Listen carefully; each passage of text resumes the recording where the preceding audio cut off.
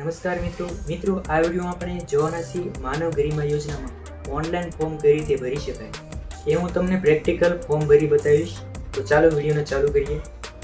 અને એ પહેલાં જો તમે મારી ચેનલ પર ન હોય તો વિડીયોની નીચે જે કાળા રંગનું સબસ્ક્રાઇબનું બટન છે એને દબાવી દેજો, જેથી તમને ઉપયોગી માહિતી મળતી રહે. તો સૌપ્રથમ તમારે ગૂગલ ક્રોમમાં ગૂગલ ઓપન કરવાનું અને એમાં ઈ સમાજ લખીને સર્ચ કરવાનું. એટલે જે પહેલી જ વેબસાઇટ આવે એ ઓપન કરવાની. ત્યારબાદ વેબસાઇટ ખુલી જશે અને આને ક્લોઝ કરવાનું.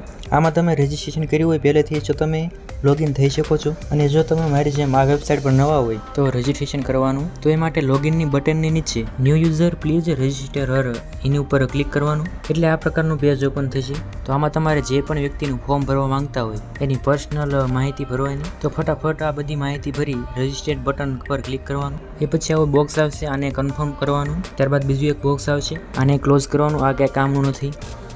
એ પછી આવું પોપઅપ આવશે જેમાં તમારી લોગિન આઈડી આપેલી છે એ આઈડી નંબરનો સ્ક્રીનશોટ લઈ લેજો અથવા લખી લેજો. જો કે તમારા મોબાઈલ નંબર ઉપર આનો મેસેજ આવી ગયો છે તો આને ઓકે બટન ઉપર ક્લિક કરી આગળ વધવાનું.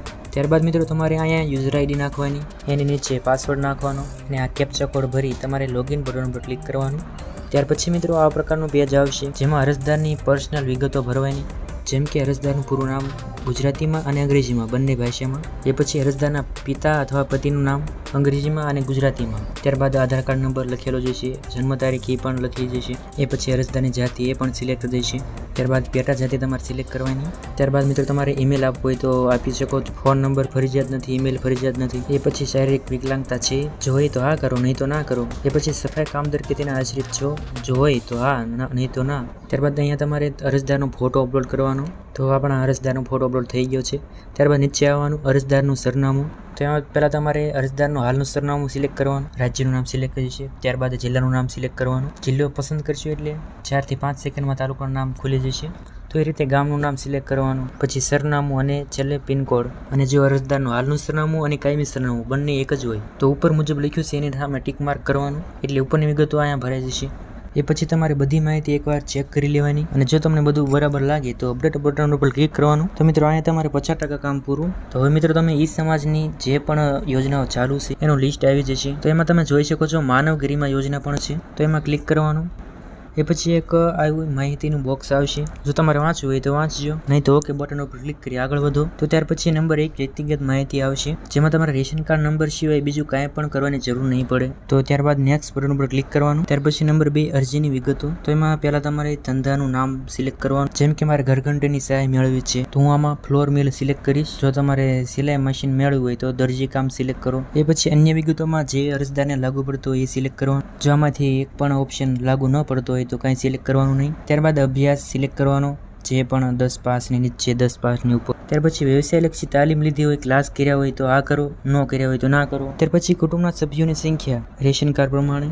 એ સંખ્યા લખશો એટલે નીચે સભ્યોની વિગતો આવી જશે. જેટલી પણ સંખ્યા લખશો એટલા બોક્સ આવી જશે. ત્યાર પછી કુટુંબના કમાનારની સભ્યોની સંખ્યા જે આવકના દાખલામાં લખેલી છે એક જ હોય. ત્યારબાદ મિત્રો અહીંયા તમારે કુલ વાર્ષિક આવક લખવાની આવકના દાખલા પ્રમાણે. ત્યારબાદ અરજદારનો વ્યવસાય ચાલુ છે કે નવો શરૂ કરવાનો તો એ સિલેક્ટ કરવાનું. ત્યારબાદ મિત્રો સભ્યોની વિગતો લખવાની, જે રીતે રેશન કાર્ડમાં હોય એ રીતે લખવાનું.